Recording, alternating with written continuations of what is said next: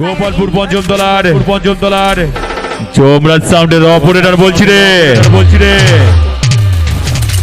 আমি একবার বোঝাই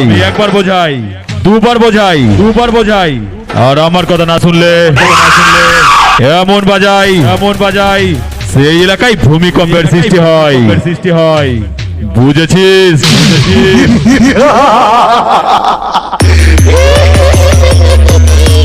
যমরাজ সাউন্ড গোপালপুর পঞ্চমতলা পূর্ব বর্ধমান